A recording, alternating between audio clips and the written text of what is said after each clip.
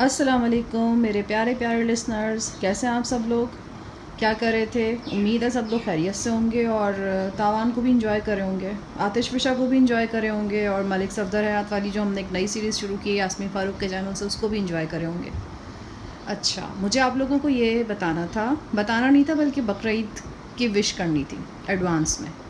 آپ لوگ یہ سوچیں گے کہ اتنی جلدی اور اتنی پہلے سے کیوں وش کیا جا رہا ہے؟ اس کی وجہ یہ کہ میرے گھر کے آس پاس کے گھروں میں بکرے آ گئے ہیں اور ان کی آواز آپ کو کبھی بھی ویڈیو کے دوران میں آ سکتی ہے۔ تو پہلے میں نے سوچا کہ میں بقرعید کے بعد ریکارڈنگ کروں گی، لیکن پھر وہ کافی ٹائم ہو جائے گا اور میں بھی ریکارڈ کر سکتی ہوں تو میں کر لوں گی۔ تو اس دوران آپ کو اگر پیچھے بکروں کی آواز سنائی دے تو اس کو کائنڈلی اگنور کر دیجیے گا اور تاوان پہ دھیان دیجیے گا۔ تو چلتے ہیں تاوان کی طرف۔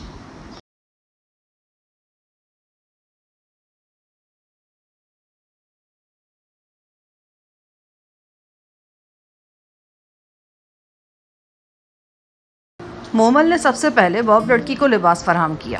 اس نے انٹرکام پر میگی نامی لڑکی کو بلایا اور اپنی ضروریات بیان کی۔ لڑکی شتابی سے ایک زنانہ لباس لے آئی۔ مومل کے کہے بغیر ہی وہ ایک مردانہ لباس بھی لے آئی تھی اور یہ میرے لیے تھا۔ لڑکی ہوشیار اور سمجھدار لگتی تھی۔ مومل نے باب لڑکی کو باتھ روم میں دھکیل دیا تاکہ وہ لباس پہن سکے۔ اب مومل کے نزدیک سب سے بڑا مسئلہ میری بندشوں کو کھولنا تھا۔ یہ کوئی معمولی بندشیں نہیں تھی، اسٹیل کی نہایت مضبوط زنجیریں تھیں اور جدید لاک تھے۔ وہ ایک مڑے تڑے تار کی مدد سے بہت دیر تک لاک سے الجھتا رہا، پھر مایوسی سے سر ہلانے لگا۔ میں نے کہا، زیادہ فکر مند ہونے کی ضرورت نہیں، یہ لاک بعد میں کھل جائیں گے۔ فی الحال یہ راز کھولو کہ تم یہاں کیسے پائے جا رہے ہو اور اس پولیس آفیسر سے تمہارا کیا تعلق ہے؟ وہ مسکرا دیا۔ میں جانتا ہوں آپ کے دماغ میں بہت سے سوال کلبلا رہے ہوں گے، میرے دماغ میں بھی بہت سے سوالات ہیں۔ تو چلو پہلے تم ہی کچھ بتاؤ۔ میں سب کچھ بتاتا ہوں جناب، لیکن پہلے باہر والی پریشانی تو دور ہو جائے۔ جیکب صاحب گئے ہیں، دیکھے کیا خبر لے کر آتے ہیں۔ ابھی ہم بات کر ہی رہے تھے کہ جیکب واپس آ گیا۔ وہ ہانپتی ہوئی آواز سے بولا، باہر تہلکہ مچا ہوا ہے، منورا دیوی غصے سے پاگل ہو رہی ہے۔ اس نے لاپرواہی برتنے والے 2 گارڈز کو شوٹ کر ڈالا ہے۔ بے شمار گارڈز اور رائفل مین چاروں طرف پھیلے ہوئے اور تم تینوں کی تلاش ہو رہی ہے۔ ہمیں صورتحال کی صحیح تصویر دکھانے کے لیے جیکب نے ایک گوشے میں پڑا ہوا ٹی وی سیٹ آن کیا اور اسے کلوز سرکٹ نیوز چینل پر ٹیون کر دیا۔ ایک اناؤنسر تیزی سے اعلان کرنے والے انداز میں بول رہی تھی، تمام یونٹ انچارجز کو ہدایت کی جاتی ہے کہ اپنے اپنے ایریا میں چپے چپے کی تلاشی لیں اور آپریشن روم سے مسلسل رابطہ رکھیں۔ کسی بھی ہنگامی صورتحال میں نئی ہدایات طلب کریں۔ حکم ثانی تک اپنا کام جاری رکھیں۔ اس اناؤنسمنٹ کے بعد فوراً اسکرین پر مومل اور بوب دوشیزہ کی تصاویر دکھائی گئیں اور ساتھ ہی میری ایک پرانی تصویر بھی اسکرین پر ابھری۔ ایک نئے اناؤنسر نے اعلانیہ انداز میں کہا، یہ ہیں وہ 3 افراد جو ہاسٹل کی زون نمبر 2 سے فرار ہوئے ہیں۔ انتظامیہ کو ان کی فوری زندہ یا مردہ گرفتاری درکار ہے۔ تصویر نمبر 1 میں نظر آنے والے شخص کا نام مومل ہے اور یہ زیادہ خطرناک ثابت ہو سکتا ہے کیونکہ اس کے ہاتھ پاؤں آزاد ہیں اور اس کے قبضے میں بھری ہوئی رائفل بھی ہے۔ تصویر نمبر 3 میں نظر آنے والا شخص شاہ جہان ہے۔ اس کی صفاکی اور خطرناکی کسی سے ڈھکی چھپی نہیں ہے، لیکن فی الوقت اس کے ہاتھ پاؤں جکڑے ہوئے ہیں۔ تصویر نمبر 2 بوب لڑکی رومی کی ہے۔ عام بوب لڑکیوں کی طرح یہ زیادہ ذہین نہیں ہے، خود کو خطرے میں محسوس کر کے یہ اچانک حملہ کر سکتی ہے۔ ایسی صورت میں یہ دوسروں کو یا خود کو شدید نقصان پہنچا سکتی ہے، ہوشیار رہیں۔ اناؤنسمنٹ جاری تھی۔ میں اور مومل ایک دوسرے کا منہ تک رہے تھے۔ بوب لڑکی رومی کسی سدھائے ہوئے جانور کی طرح بیٹھی تھی اور خالی خالی نظروں سے چاروں طرف دیکھ رہی تھی۔ مومل نے اس کا دھیان بٹانے کے لیے ایک کیلا اس کے ہاتھ میں تھما دیا۔ وہ چھیل چھیل کر کھانے لگی۔ کیا خیال ہے جیکب صاحب، تلاش کرنے والے یہاں تو نہیں گھس آئیں گے؟ مومل نے پوچھا۔ کچھ کہا نہیں جا سکتا، میں سوچ رہا ہوں کہیں ادھر ادھر چلا جاؤں۔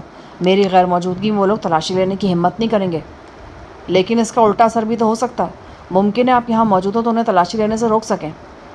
میرا خیال ہے دوسرا طریقہ بہتر ہے، ہم روشنیاں وغیرہ بجھا دیتے ہیں اور دروازے لاک کر دیتے ہیں۔ گھر میں کوئی نہیں ہوگا تو تلاشی لینے والے اپنے آپ آگے نکل جائیں گے۔ آپ کا مطلب ہے کہ میگی بھی آپ کے ساتھ جائے گی؟ جیکب نے مومل کی اس بات کا جواب اس بات میں دیا اور اسے کوئی ضروری ہدایات دیتا ہوا باہر نکل گیا۔ 15 منٹ بعد ہم کمرے کی تاریکی میں خاموش بیٹھے تھے۔ مومل نے ایک ریفریجریٹر کا دروازہ تھوڑا سا کھول دیا تھا۔ ریفریجریٹر کی روشنی میں ہم بس ایک دوسرے کی شکلیں ہی دیکھ سکتے تھے۔ بوب لڑکی کے سامنے کھانا رکھا تھا۔ وہ کچھ دیر پہلے پیش آنے والے واقعات کو یکسر فراموش کر کے کھانے میں جٹی ہوئی تھی۔ میں نے اب تک کئی بوب لڑکیاں دیکھی تھیں، لیکن یہ ان سب میں سب سے زیادہ خوبصورت تھی۔ اس کا جسم تو گداز تھا ہی، لیکن اسے فربا نہیں کہا جا سکتا تھا۔ عام مردوں کی طرح اس کے ہاتھ میں بھی کڑا تھا جس پر اس کا نمبر اور دیگر قوائف لکھے تھے۔ پتہ نہیں وہ کس کی اولاد تھی، کہاں پیدا ہوئی تھی اور کن ہاتھوں سے ہوتی ہوئی یہاں تک پہنچی تھی۔ مقامی زبان میں اسے بوب دوشیزہ کہا جاتا تھا۔ کیا پتہ وہ دوشیزہ تھی بھی یا نہیں۔ مادر پدر آزاد بردہ فروشوں کے درمیان گھری ہوئی دوشیزہ کتنی دیر دوشیزہ رہ سکتی ہے؟ لارسی قبیلے میں ان سفید فام لڑکیوں کی افزائش خاص مقاصد کے لیے کی جاتی تھی۔ ان کو یکسر تنہائی میں رکھ کر پالا پوسا جاتا تھا۔ ایک خاص ماحول میں رہنے کی وجہ سے ان میں انسانی رویے پرورش نہیں پاتے تھے۔ یہ بول بھی نہیں سکتی تھیں، بس اظہار کے لیے اپنے حلق سے مختلف آوازیں نکالتی تھیں۔ جنس کے بارے میں بھی ان کی معلومات نہ ہونے کے برابر تھیں۔ اس طرح دیگر جذبے، نفرت، محبت، حسد، ہمدردی وغیرہ بھی ان لڑکیوں سے کوسوں دور تھے۔ ایک خاص عمر تک پہنچنے سے پہلے انہیں قربان گاہ میں لٹا کر ذبح کر دیا جاتا تھا، پھر دیگر رسموں کی ادائیگی کے لیے بھی انہیں استعمال کیا جاتا تھا۔ مجھے کچھ معلوم نہیں تھا کہ یہ لڑکی مومل سے کیسے اور کیوں کر اٹیچ ہوئی ہے۔ میں نے مومل سے کہا، آج میری کوئی نیکی کام آ گئی، ورنہ جس طرح تم نے رائفل کا دستہ گھمایا تھا نا، وہ میرے سر کے 3-4 ٹکڑے تو ضرور کر دیتا۔ وہ رنجیدہ لہجے میں بولا، میرے ہاتھوں آپ کو کوئی نقصان پہنچ جاتا تو اپنے ہاتھ کاٹ کر بھی میں ساری عمر روتا ہی رہتا۔ شاید میری بھی کوئی نیکی کام آئی کہ میں اتنے بڑے گناہ سے بچ گیا۔ جہاں تک میرا اندازہ ہے تم اس لڑکی کی چیخیں سن کر بھڑکے تھے اور کمرے میں پہنچے تھے۔ آپ کا اندازہ بالکل درست ہے۔ میں اس وقت ایک پاس کے کمرے میں موجود تھا اور بے عزت ہو رہا تھا۔ شاید میں یہ بے عزتی بھی جھیل جاتا، پر رومی کی آہو بکا نے مجھے حرکت میں آنے پر مجبور کر دیا۔ بے عزت ہونے سے تمہارے کیا مراد ہے؟ اس نے منورہ کو ایک موٹی گالی دی۔ وہ بڑی حرامی عورت ہے۔ ایک طرح سے میں اور رومی دونوں اس کی حراست میں تھے۔ وہ ہم سے ایک معاملے کی تفتیش کر رہی تھی۔ پچھلے 2 دن سے اس نے ہمیں اپنے پاس رکھا ہوا تھا۔ شروع میں تھوڑا سا مارا پیٹا بھی تھا۔ آج رات اس نے ہم دونوں کو ایک اپارٹمنٹ میں بلا لیا، مجھے اپنے کمرے میں لے گئی اور رومی کو آپ کے پاس بھیج دیا۔ جس وقت رومی چیخیں مار رہی تھی تو میں اس کتیا کے بیڈ روم میں تھا۔ وہ مجھے اپنے ہاتھ سے پلا رہی تھی اور کتیا ہی کی طرح میرے منہ کو چاٹ رہی تھی۔ سور کی بچی، گندی نالی کی چھپکلی، مومل نے نفرت سے کہا۔ وہ شاندار اردو بولتا تھا لیکن لہجہ بالکل افریقی تھا۔ تم کس معاملے میں پکڑے جانے کی بات کر رہے ہو؟ اگر آپ سننا چاہتے ہیں تو میں آپ کو تفصیل بتا دیتا ہوں۔ بالکل سننا چاہوں گا، لیکن پہلے مجھے ایک بات بتا دو، تمہارا کیا خیال ہے میرے کمرے میں رومی کی چیخیں کیوں بلند ہو رہی تھیں؟ میں جانتا ہوں آپ کس طرز کے شخص ہیں، کوئی ایسا ویسا خیال میرے ذہن میں نہیں آ سکتا۔ شکریہ، میں بھی تمہیں تفصیل سے بتاتا ہوں کہ یہ کیوں چیخ رہی تھی، لیکن پہلے تم اپنے بارے میں بتاؤ۔ مومل نے گہری سانس لی۔ ہم دونوں قالین پر بیٹھے تھے۔ مومل نے میرے عقب میں 2 بڑے بڑے کشن رکھ دیے تھے۔ میرے ہاتھ پاؤں بدستور جکڑے ہوئے تھے۔ باہر سے کبھی کبھی اناؤنسمنٹ کی مدھم آواز سنائی دیتی تھی۔ وہ گاہے گاہے سائرن بھی سنائی دیتا تھا اور یہ آوازیں اس ہلچل کی عکاسی کرتی تھی جو ہمارے فرار کے بعد طول و عرض میں بپا تھی۔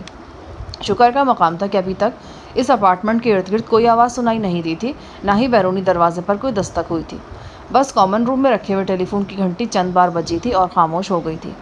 رومی کھانا کھانے کے بعد صوفے پر بے ترتیب لیٹی تھی۔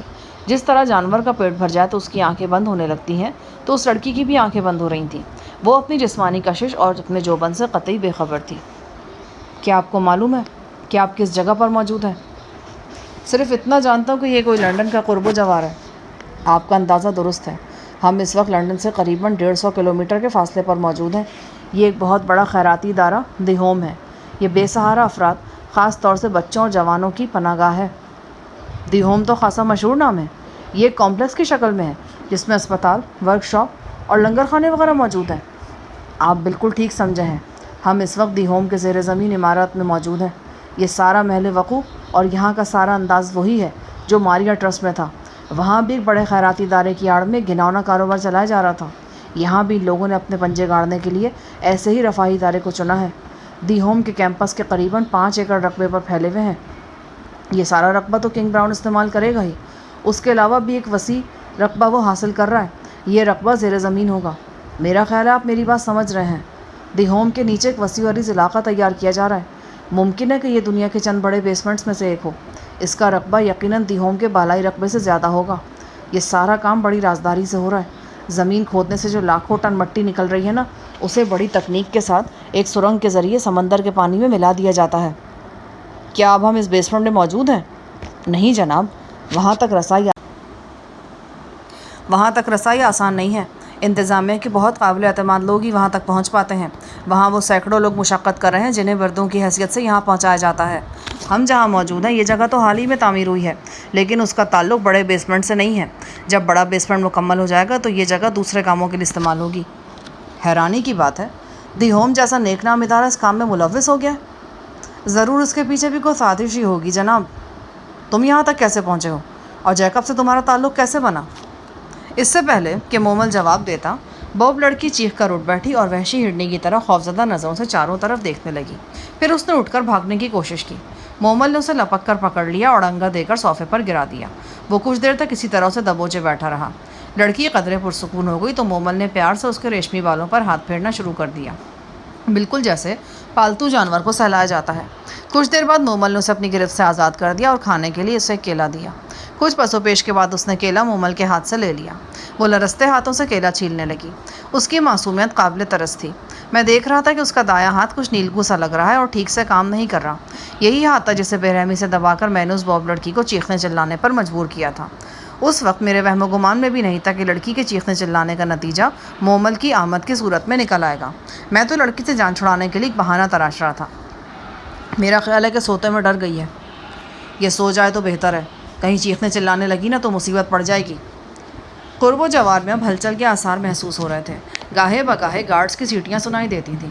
اس تشویشناک صورتحال کے باوجود مومل کی آنکھوں کی مسکراتی چمک برقرار تھی. بڑی پراسرار آنکھیں تھیں اس کی. بوب لڑکی رومی کی پلکیں ایک بار پھر بوجھل ہونے لگی. ہماری گفتگو کا سلسلہ وہیں سے شروع ہوا جہاں سے ٹوٹا تھا.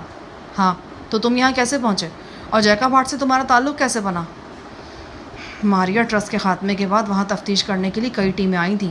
یہ ٹیمیں اپنے اپنے ملک کے شہریوں کو وصول کرتی تھیں اور یہ تحقیق بھی کرتی تھیں کہ ان کے شہری ماریا ٹرسٹ کے جال میں کیسے پھنسے. یہ آفیسر جیکب بھی کیسی ہی ٹیم کے ساتھ یہاں سے موریتانیہ پہنچا تھا. یہ ماریا ٹرسٹ میں اپنے ساتھیوں کے ساتھ رہ رہا تھا. یہ لوگ ارد گرد کے علاقے میں ٹور لگاتے رہتے تھے اور مقامی لوگوں سے پوچھ گچھ کرتے تھے. انہی دنوں جیکب سے میری ملاقات ہوئی تھی. جیکب ایک بہت سخت دل اور تشدد کرنے والا شخص تھا. اس کے علاوہ یہ عیش پرست بھی ہے. اس نے شادی نہیں کی اور نئی نئی عورتوں کے ساتھ رہنا اسے اچھا لگتا ہے. ایک موقع پر جیکب نے قبائلی سے مار پیٹ کی. قبائلی نے غصے میں آ گئے اور جیکب کو پکڑ لیا. اس موقع پر میں نے جیکب کی جان بچائی، لیکن میری اور اس کی دوستی کی وجہ یہ نہیں کہ میں نے اس کی جان بچائی تھی. یہ ایسے احسانوں کو یاد رکھنے والا بندہ نہیں ہے. اسے معلوم ہو گیا ہے کہ مجھ میں پیدائشی طور پر کچھ خاص صلاحیتیں موجود ہیں. اسے یہ بھی معلوم ہے کہ میں کوئی بھی زبان چند دنوں میں سیکھ لیتا ہوں اور بول بھی سکتا ہوں. بس یہی میری اور اس کی دوستی کی وجہ ہے. شاید یہ کسی خاص وقت میں مجھ سے کوئی خاص کام لینا چاہتا ہے. لیکن تم اس کے ساتھ موریتانیہ سے یہاں کیسے پہنچے؟ وہی بتا رہا ہوں جناب. جن دنوں جیکب ماریا ٹرسٹ میں رہ رہا تھا نا، اس نے مجھے بتایا کہ وہ میری زندگی کو کیا سے کیا بنا سکتا ہے. اس نے مجھ سے کہا کہ اگر میں دنیا میں جنت کا مزہ پانا چاہتا ہوں تو تیار ہو جاؤں. عنقریب وہ مجھے انگلینڈ بلا لے گا اور ایک بہت خاص بات بتائے گا. اس کے چند روز بعد جیکب اپنی ٹیم کے ساتھ واپس چلا گیا. میں نے یہ ساری بات کانوسی میں جا کر مرد درویش سائیں علی کو بتائی تھی.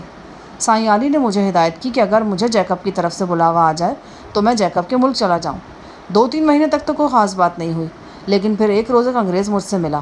اس کے پاس چند آدمیوں کی فہرست تھی. یہ وہ بندے تھے جنہیں آفیسر جیکب نے اپنے پاس انگلینڈ بلایا تھا.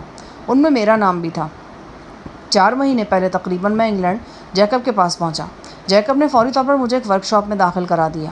یہاں مجھے پائپ فٹر کا کام سیکھنا تھا. میں نے یہ کام صرف 1 مہینے میں بہت اچھی طرح سیکھ لیا. انگریزی مجھے پہلے بھی آتی تھی.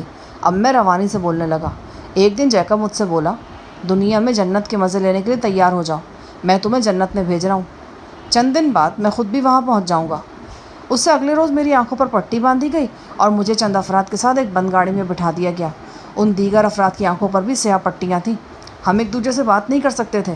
ہم یہاں لنڈن سے روانہ ہوئے اور ایک لمبے سفر کے بعد یہاں پہنچے. پہلے کئی دنوں تک تو مجھے پتہ ہی نہیں چل سکا کہ میں ایک زمین دوز عمارت میں ہوں.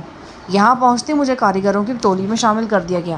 یہاں سے قریباً 2 فرلانگ کی دوری پر پانی اور گیس کے 2 بڑے پلانٹ بنائے گئے ہیں. ان پلانٹ سے نئے بیسمنٹ تک پائپ بچھانے کا کام ہو رہا تھا. یہ کام اب بھی جاری ہے. بڑی بڑی جدید طرز کی مشینیں یہاں موجود ہیں. درجنوں کاریگر بھی کام کر رہے ہیں. ہر شفٹ میں کم و بیش 200 کاریگر ہوتے ہیں. کام سخت ضرور ہے، لیکن ہمیں رہائش اور کھانے پینے کی بہترین سہولتیں حاصل ہیں. ایسی سہولتیں تو لنڈن کے 5 اسٹار ہوٹلوں میں بھی نہیں ہوں گی شاید. بہترین انگلش اور امریکی باورچی یہاں موجود ہیں. ہمارے ریفریجریٹر میں ایسی شرابیں سجی رہتی جو ہم نے کبھی خواب میں بھی نہیں دیکھی تھیں. تفریح کے لیے بہترین کلب اور انڈور کھیل ہیں. یہاں کسی کے لیے بھی خوبصورت عورتوں کی کوئی کمی نہیں ہے.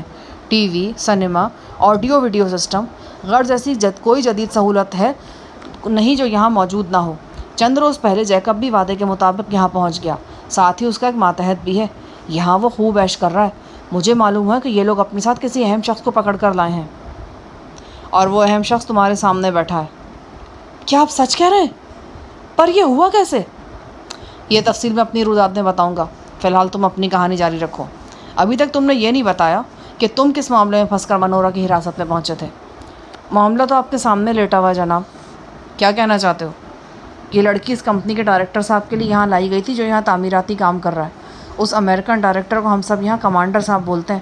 یہ لڑکی 8-10 روز کمانڈر صاحب کے پاس رہی، پھر ایک ماتحت سول انجینئر مسٹر ہوپ کے پاس آ گئی۔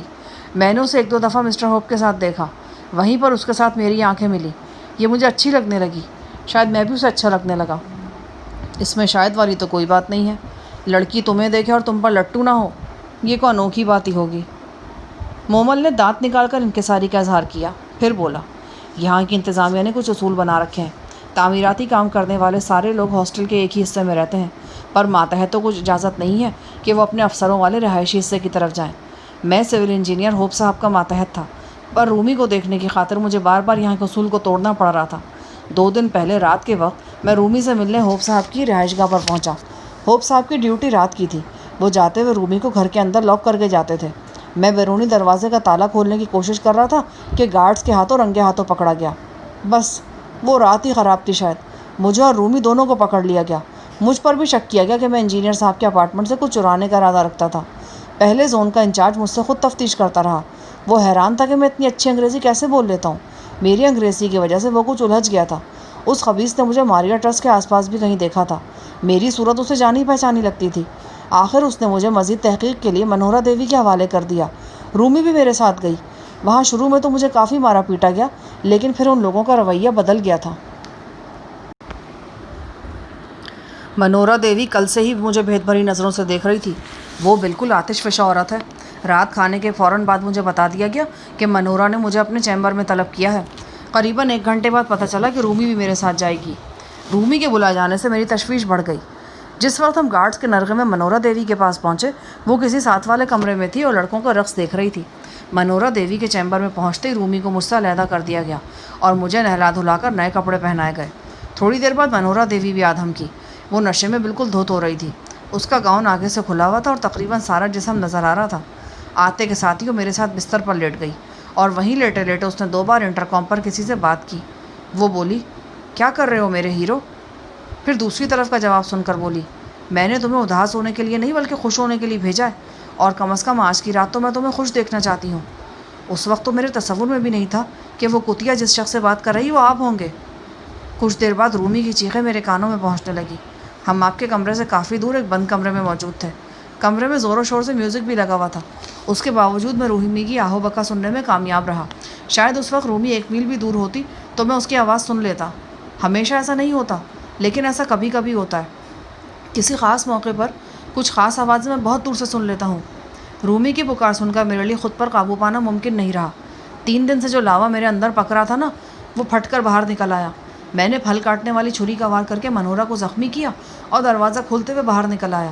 یہاں میں نے ایک گارڈ کو پوری طاقت کے ساتھ دیوار سے دے مارا اور اس کی رائفل چھین کر دروازے کی طرف دوڑا جس کے پیچھے رومی کی چیخیں ابھر رہی تھیں۔ بعد کے واقعات تو آپ کو معلوم ہی ہیں۔ مومل کی طویل روداد اختتام کو پہنچی تو میں نے اسے اپنے بارے میں بتایا۔ میں نے صرف چند واقعاتی تفصیل سے بیان کیے، باقی کو حذف کر دیا یا مختصراً بیان کیا۔ میں نے اسے بتایا کہ اس کے دوست جیکب ہارڈ نے کس طرح اپنے 1 درجن ساتھیوں پر گولیوں کی بوچھاڑ کر کے انہیں موت کی نیند سلا دیا اور پھر مجھے میرے 3 ساتھیوں سمیت یہاں لے آیا۔ میں نے اسے اپنے ساتھی علی احمد کی دردناک موت کے بارے میں بھی بتایا۔ آخر میں نے اپنا اور باب لڑکی رومی کا ذکر کیا اور اسے آگاہ کیا کہ میں نے بیڈ روم میں رومی کو چیخنے چلانے پر کیسے اور کیوں مجبور کیا تھا۔ مومل تعجب اور دلچسپی کے ساتھ میری روداد سنتا رہا۔ اس نے اپنے پرانے ساتھیوں کے بارے میں بھی پوچھا۔ یہ جان کر اسے بھی افسوس ہوا کہ صفدر کی آنکھیں ٹھیک نہیں ہو سکیں۔ مومل نے مجھ سے سائیں علی اور سروج کے متعلق بھی متعدد سوالات کیے۔ کالونی میں مومل اور سروج کا عشق زوروں پر تھا۔ مومل زری کے بارے میں بھی تفصیل سے جاننا چاہتا تھا۔ مومل کے افریقی لہجے کی اردو بتانے کی نہیں، بس سننے کی چیز تھی۔ جو وقت گزرتا جا رہا تھا ہماری فکر مندی کم ہوتی جا رہی تھی۔ اب یہ بات یقینی محسوس ہونے لگی کہ تلاشی لینے والے اس اپارٹمنٹ میں نہیں پہنچیں گے اور ہم یہاں محفوظ رہیں گے۔ اپارٹمنٹ سے باہر جو ہلچل مچی ہوئی تھی وہ بھی اب کچھ مان پڑ گئی تھی۔ رومی دنیا سے بے خبر گہری نیند سو رہی تھی۔ مومل نے اس کا نیچے لٹکتا ہوا بازو آرام سے اٹھا کر اس کے سینے پر رکھ دیا۔ رومی کی گردن پر چند روز پرانے زخم کا نشان تھا۔ ایسا ہی ایک نشان اس کی پیشانی پر بھی دکھائی دے رہا تھا۔ میں نے اس کے عریہ جسم کو غور سے نہیں دیکھا تھا۔ ممکن ہے تشدد کے ایسے ہی مزید نشانات وہاں پہ بھی ہوں۔ مومل کے بیان کے مطابق وہ یہاں کے سب سے بڑے ٹھیکیدار کے پاس کئی روز تک رہی تھی۔ ظاہر ہے اس شخص نے صرف مہمان نوازی کے لیے تو اسے بلایا نہیں تھا، اس نے مطلب براری کی کوشش کی ہوگی اور رومی نے شدید مزاحمت بھی کی ہوگی۔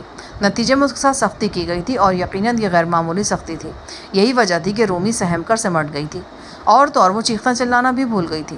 منورہ کے اپارٹمنٹ اسے چیخنے پر مجبور کرنے کے لیے مجھے اس کا ہاتھ بڑی بے رحمی سے کچلنا پڑا تھا۔ وال کلاک اب رات کے 3 بجے کا وقت بتا رہا تھا۔ ابھی تک جیکب اور اس کی گرل فرینڈ میگی کی واپسی نہیں ہوئی تھی۔ میرے ذہن میں کئی طرح کے خدشات سر اٹھا رہے تھے۔ کم از کم میرے نزدیک تو جیکب ہارٹ ایک قابل بھروسہ شخص نہیں تھا۔ میں نے مومل سے مخاطب ہوتے ہوئے کہا، تمہاری روداد میں ایک بات سمجھ میں نہیں آئی، جیکب کو یہاں کافی اثر و رسوخ حاصل ہے، اس نے رومی والے معاملے میں تمہاری مدد کیوں نہیں کی اور کیوں تمہیں منورہ کی تحویل میں جانے دیا؟ دراصل یہاں کوئی نہیں جانتا کہ میں جیکب ہارٹ کی مدد سے یہاں کے ورکرز میں شامل ہوا ہوں۔ جیکب نہیں چاہتا تھا کہ میرا اور اس کا تعلق واضح ہو۔ جیکب کے یہاں آنے کے بعد 1-2 بار اس سے میری ملاقات ہوئی ہے، لیکن ہم ایسے ہی ملے ہیں جیسے پہلے ایک دوسرے کو جانتے نہیں تھے۔ ایسا کیوں ہے؟ میں یقین سے کچھ نہیں کہہ سکتا۔ شاید جیکب کے ذہن میں کوئی منصوبہ ہو اور وہ آگے چل کر مجھ سے کوئی کام لینا چاہتا ہو۔ حقیقت یہی ہے کہ جیکب ہارٹ بہت گہرا شخص ہے، کسی کو دل سے اپنا ماننا اس کے لیے ممکن ہی نہیں ہے۔ وہ زیادہ سے زیادہ حاصل کرنے کے لیے آگے بڑھنا چاہتا ہے، بس اپنی اسی خواہش سے اس کی وفاداری ہے۔ ہم 10-15 منٹ مزید باتیں کرتے رہے۔ اسی دوران میں بیرونی دروازے پر آہٹ ہوئی، ہماری دھڑکنیں تیز ہو گئیں۔ دروازے میں آہستگی سے چابی گھمائی گئی اور پھر کوئی اندر آ گیا۔ اپارٹمنٹ کی لائٹس روشن ہو گئیں۔ یہ جیکب اور میگی تھے۔ میرے کانوں تک کوئی آواز نہیں پہنچی، مگر مومل نے آہٹوں اور مدھم آوازوں سے اندازہ لگا لیا تھا۔ قریباً 5 منٹ بعد جیکب اندر آ گیا۔ وہ میری طرف بڑی پرتشویش نظروں سے دیکھ رہا تھا۔ شاہ جہان، تمہاری گمشدگی نے تو تہلکہ مچا دیا ہے۔ منورہ دیوی پورے ہاسٹل میں تمہیں پاگلوں کی طرح تلاش کرتی پھر رہی ہیں۔ کلوز سرکٹ ٹی وی پر تمہیں خطرناک ترین شخص قرار دیا جا رہا ہے اور تمہیں پکڑنے کے لیے بہت بڑے انعام کا اعلان کیا جانے والا ہے۔ میں یہ سوچنے پر مجبور ہو گیا ہوں کہ شاید تم یہاں بھی محفوظ نہ رہ سکو۔ مجھے یقین ہے کہ گارڈز تمہیں چپے چپے پر تلاش کریں گے اور اہم ترین جگہوں کو بھی نہیں چھوڑیں گے۔ ابھی کچھ دیر پہلے گارڈز نے سرجن والٹن کے اپارٹمنٹ کی تلاشی لی ہے، میری طرح اس کی حیثیت بھی VIP کی تھی۔ اب آپ کا کیا مشورہ ہے؟ مومل نے جیکب سے پوچھا۔ مجھے صبح تک سوچنے دو، اس دوران میں تم کمرے سے نکلنے کی کوشش مت کرنا۔ شاہ جہان صاحب کے ہاتھ کھولنے کے لیے کچھ کیا جا سکتا ہے کیا؟ ہاں، یہ 2 کٹر میں لایا ہوں، ان سے کوشش کرتے رہو، شاید بات بن جائے۔ جیکب نے اپنے کوٹ کی جیب سے لوہا کاٹنے والے 2 بلیڈ نکالے اور مومل کے حوالے کر دیے۔ بلیڈز اچھی کوالٹی کے تھے، لیکن جس لوہے نے میرے ہاتھ پاؤں جکڑ رکھے تھے وہ بھی بہت اچھی کوالٹی کا تھا۔ میں نہیں سمجھتا تھا کہ 2-3 دن میں یہ بلیڈ ایک زنجیر کاٹ ڈالیں گے۔ بہرحال کچھ نہ ہونے سے کچھ ہونا تو بہتر تھا۔ مومل کو بلیڈ دے کر جیکب واپسی کے لیے مڑا، لیکن پھر رک گیا۔ مومل سے مخاطب ہو کر وہ بولا، میرے بعد کال بیل تو نہیں ہوئی تھی؟ نہیں، دروازے پر تو کوئی نہیں آیا۔ ہاں، فون کی گھنٹی 2-4 مرتبہ بجی تھی۔ جیکب نے اپنا بھاری بھرکم سر اس بات میں ہلایا اور باہر نکل گیا۔ وہ واقعی پریشان نظر آ رہا تھا۔ ابھی تک تو اس پر شبہ کرنے کی کوئی وجہ سامنے نہیں آئی تھی۔ وہ رات خیریت سے گزر گئی۔ ہم قریباً 5 گھنٹے سوئے اور دن 10 بجے کے قریب اٹھ گئے۔ میری آنکھ ایک آواز کی وجہ سے کھلی۔ کوئی میرے عقب میں موجود تھا اور میری الٹی ہتھ کڑی کو حرکت دے رہا تھا۔ میں نے مڑ کر دیکھا، یہ مومل تھا۔ وہ میرے جاگنے سے پہلے ہی جاگ گیا تھا اور اس نے بلیڈ کے ذریعے میری ہتھ کڑی پر کام کرنا شروع کر دیا تھا۔ بلیڈ اور اسٹیل کی رگڑ سے جو آواز پیدا ہو رہی تھی وہ بتا رہی تھی کہ اسٹیل کافی سخت ہے اور اسے کاٹنے کے لیے بہت محنت کرنی پڑے گی۔ رومی بھی بیدار ہو چکی تھی۔ وہ واش روم سے ہو آئی تھی۔ اب اسے بھوک لگی تھی اور وہ کسی بھوکی بکری کی طرح ہماری طرف دیکھ رہی تھی۔ اسی دوران میں جیکب بھی آ گیا۔ اس نے مومل کو میری ہتھ کڑی کاٹتے دیکھا تو فوراً منع کر دیا۔ مومل تعجب سے جیکب کی طرف دیکھنے لگا۔ جیکب بولا، میری رائے ہے کہ پہلے پاؤں کی بندش کاٹی جائے۔ اس کی وجہ؟ مومل نے پوچھا۔ اس کی وجہ یہ ہے، جیکب نے کہا۔ وہ باہر گیا اور پائپ کی ایک چمکدار سیڑھی اٹھا لایا۔ یہ کس لیے؟ میں نے پوچھا۔ جیکب نے سیڑھی ایک دیوار کے ساتھ لگائی اور اوپر چڑھ گیا۔ اس نے دیوار کی پینلنگ کو ایک جگہ سے حرکت دی اور کمرے کے اندر ہی ایک مستطیل خانہ نظر آنے لگا۔ یہ قریباً 10 بائی 12 فٹ کی گیلری تھی اور اپارٹمنٹ کے اسٹور روم کے طور پر استعمال ہوتی تھی۔ اس کی چھت کی بلندی 5 فٹ سے زیادہ نہیں تھی۔ ہمیں گیلری کا معائنہ کرانے کے بعد جیکب نے گیلری کا راستہ پھر بند کر دیا، تاہم سیڑھی وہیں لگی رہنے دی۔ اگر کسی وقت کوئی نازک صورتحال پیدا ہو تو تم تینوں سیڑھی کے ذریعے گیلری میں چلے جانا اور سیڑھی بھی اوپر کھینچ لینا۔ مجھے امید ہے یہ گیلری تمہارے لیے اس کمرے سے زیادہ محفوظ ثابت ہوگی۔ ہو سکتا ہے تلاشی لینے والوں کا دھیان ہی گیلری کی طرف نہ جائے، یا پھر سیڑھی نہ ہونے کی وجہ سے وہ اوپر جانے کا خیال ہی ترک کر دیں۔ خدا کرے تلاشی کی نوبت ہی نہ آئے۔ میں نے کہا، امید پر دنیا قائم ہے۔ جیکب مسکرا دیا۔ اس کے چوڑے جبڑے کچھ اور بھی چوڑے نظر آنے لگے۔ یہ بات اب سمجھ میں آ رہی تھی کہ جیکب پہلے پاؤں کی بندش کاٹنے کے لیے کیوں کہہ رہا ہے۔ وہ چاہتا تھا کہ بوقت ضرورت میں خود سیڑھی چڑھ سکوں۔ میگی نے ہمارے لیے پرتکلف ناشتہ تیار کیا تھا۔ وہ خوبصورت اور ذہین تھی، لیکن جیکب کی شعلہ مزاجی کی وجہ سے کچھ دبی دبی نظر آتی تھی۔ اپنی رائے ظاہر کرنے سے ہچکچاتی تھی۔ یوں لگتا تھا کہ وہ رائے بعد میں دیتی ہے، پہلے اس سے دستبردار ہو جاتی ہے۔ بہرحال یہ بھی اندازہ ہوتا تھا کہ ان دونوں کے تعلقات کافی پرانے ہیں اور وہ ایک دوسرے پر کافی اعتماد کرتے ہیں۔ میگی کے بارے میں ابھی تک بس اتنا ہی معلوم ہوا تھا کہ وہ دندان ساز ہے اور ہاسٹل میں کام کرنے والے طبی عملے میں شامل ہے۔ ناشتے سے فارغ ہو کر میگی اپنے کام پر جانے کے لیے تیار ہو گئی۔ جیکب کو دوپہر کے وقت جانا تھا۔ ایک پولیس آفیسر کی حیثیت سے جیکب کو یہاں کوئی اہم ذمہ داری سونپی جانے والی تھی۔ فی الحال وہ سیکیورٹی کے 2 اعلیٰ افسروں کے ساتھ مل کر کام کر رہا تھا۔ جب جی چاہتا آتا، جب جی چاہتا چلا جاتا۔ میں نے جیکب سے کہا، میں اپنے ساتھی زری گل اور پاشا کے لیے پریشان ہوں۔ خاص طور سے زری کے حوالے سے مجھے خوف ہے۔ وہ غصے میں اگر کسی بھی وقت اپنا دوسروں کا نقصان کر سکتا ہے۔ پتہ نہیں وہ کس حال میں ہے۔ ٹھیک ہے، میں پتہ کرواتا ہوں اس کا، تم پریشان مت ہو۔ جیکب نے فوراً مجھے تسلی دی۔ ہمیں کچھ ضروری ہدایات دینے کے بعد جیکب نے ہمیں کمرے میں منتقل کیا اور باہر چلا گیا۔ فرصت ملتے ہی مومل نے بڑی تندہی سے میرے پاؤں کی بیڑی پر بلیڈ چلانا شروع کر دیا۔ اگلے 2 گھنٹے میں وہ 1 سیکنڈ رکے بغیر کام کرتا رہا۔ وہ تقریباً 2 ملی میٹر کا کٹ لگانے میں کامیاب رہا۔ اس کی رفتار اور تندہی دیکھ کر امید پیدا ہو چلی تھی کہ شاید آج رات تک میری بیڑی کٹنے میں کامیاب ہو جائے۔ ہم نے دھیمی آواز میں ٹی وی آن کر دیا۔ رات والے واقعے کی بازگشت بہت بلند تھی اور ابھی تک سنائی دے رہی تھی۔ سیکیورٹی گارڈز کے اعلیٰ افسران کی ایک میٹنگ دکھائی گئی۔ پھر ایک جگہ چند درجن گارڈز کو ایک افسر سے تلاشی کے بارے میں ہدایات لیتے دکھایا گیا۔ یہ آفیسر جیکب ہارڈی تھا۔ وہ تلاشی کے سلسلے میں بہت پرعزم نظر آ رہا تھا اور اس یقین کا اظہار کر رہا تھا کہ اگر مفرور افراد ہاسٹل کی حدود میں ہی ہیں تو اگلے 24 گھنٹے میں ہم انہیں ڈھونڈ نکالیں گے۔ وہ گارڈز کے 3 گروپس کو تلاشی کے لیے 3 ایریاز دے رہا تھا اور ہر گروپ کا انچارج مقرر کر رہا تھا۔ کون کہہ سکتا تھا کہ جن لوگوں کو چپے چپے پر تلاش وہ کروانا چاہتا ہے وہ اس کے اپنے اپارٹمنٹ میں چھپے ہوئے ہیں۔ جیکب کی گفتگو سے ہم نے ایک بات اور نوٹ کی۔ وہ اس امکان کا بھی اظہار کر رہا تھا کہ مفرور افراد ہاسٹل کی حدود سے باہر جا سکتے ہیں۔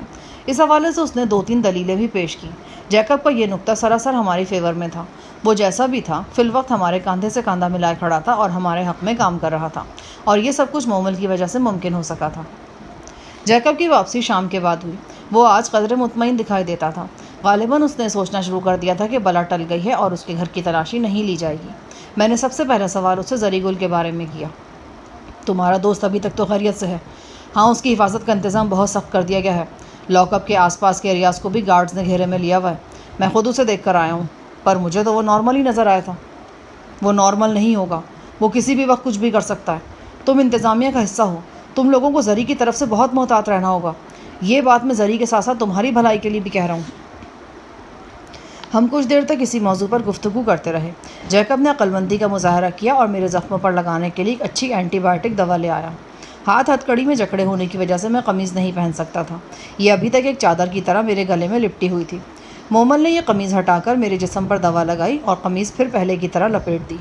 اس آئنٹمنٹ کے لگانے سے مجھے کافی سکون محسوس ہوا۔ میری زخمی انگلی کی حالت بھی اب قدرے بہتر تھی۔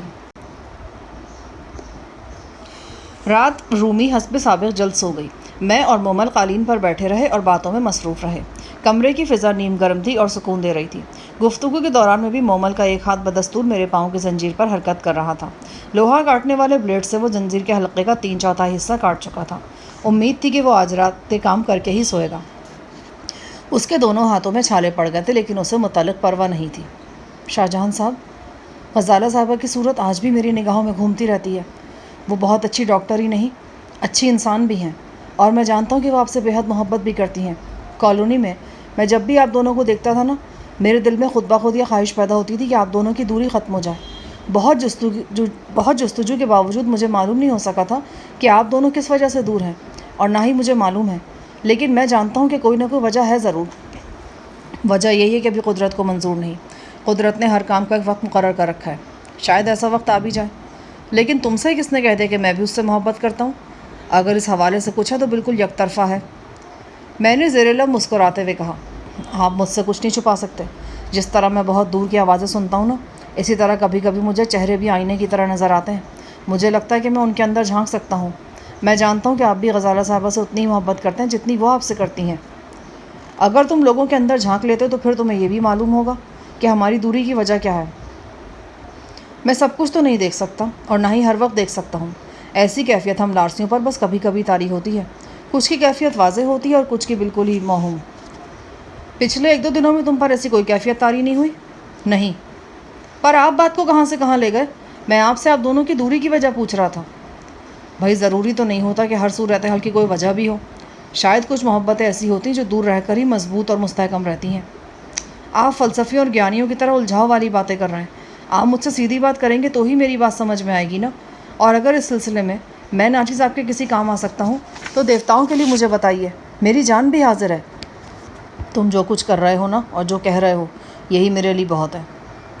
وہ سمجھ گیا کہ میں اس سلسلے میں اسے کچھ بتانا نہیں چاہتا، پھر بھی اس نے ڈرتے ڈرتے کہا، غزالہ صاحبہ اور ان کا لیپالک بچہ اب کہاں ہے؟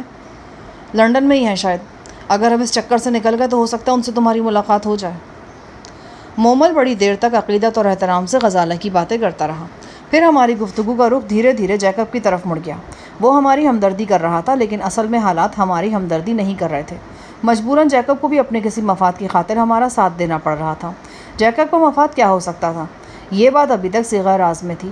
جیکب کے اندر گہرائی میں کیا چھپا تھا اس بارے میں حتمی رائے قائم کرنا مشکل تھا۔ مومل بھی بس اتنا ہی بتا سکتا تھا کہ جیکب کے ذہن میں کوئی منصوبہ ہے۔ منصوبے کی حقیقت اسے بھی معلوم نہیں تھی۔ اگلے روز دوپہر سے کچھ دیر پہلے جیکب ابھی گھر میں ہی تھا کہ ہمیں زبردست شوق لگا۔ پہلے کال بیل کی آواز سنائی دی، پھر کوئی مہمان اندر داخل ہوا اور ساتھ والے کمرے میں جیکب سے مصروف گفتگو ہو گیا۔ یہ ایک عورت تھی۔ میں نے کی ہول سے آنکھ لگا کر عورت کی شکل دیکھی اور دل اچھل کر حلق میں آ گیا۔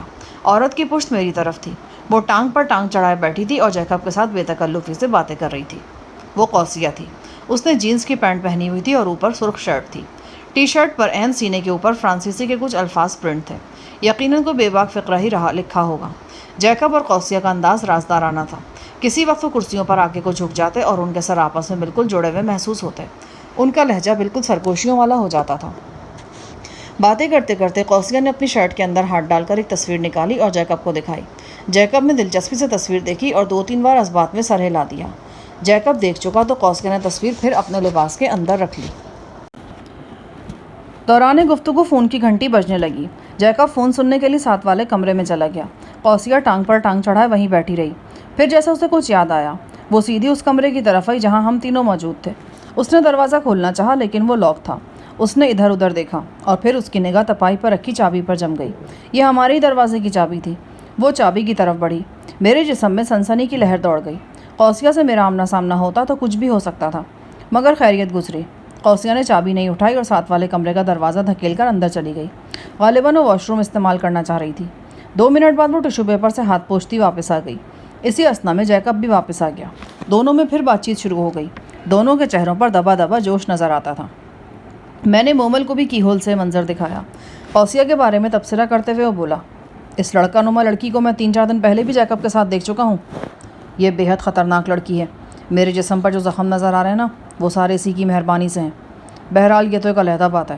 فی الحال ہمیں سمجھنے کی ضرورت ہے کہ ان دونوں کی رازدارانہ گفتگو کیا معنی رکھتی ہے۔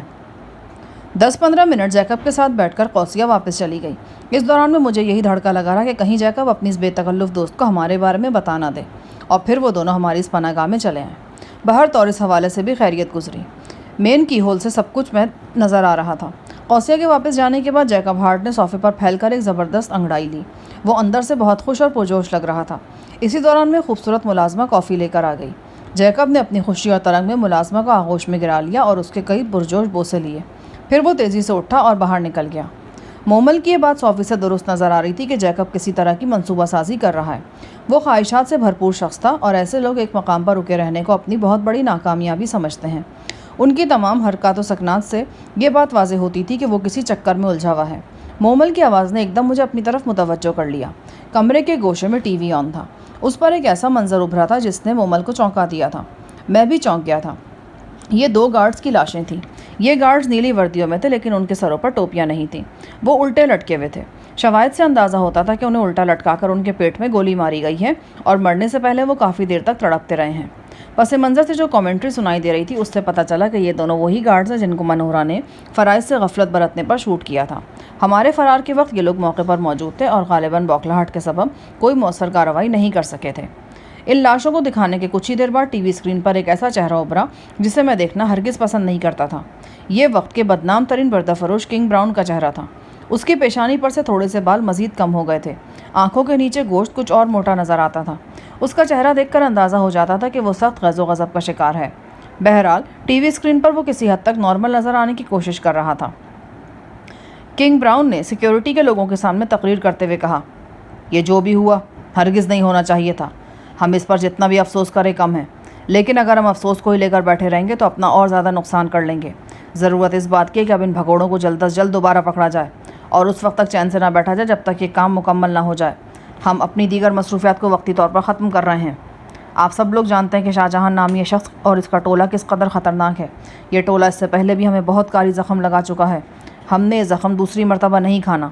ہمیں 95% یقین ہے کہ تینوں مفرور افراد ہاسٹل کی حدود سے نکل نہیں پائے ہیں۔ وہ انہی دیواروں میں کہیں موجود ہیں۔ اگر ہم انہیں اپنے اندر ہی نہ ڈھونڈ سکے تو یہ ہماری بہت بڑی ناکامی ہوگی، اور اس سے یہ شبہ بھی پیدا ہوگا کہ شاید ہمارے اندر کچھ کالی بھیڑیں موجود ہیں۔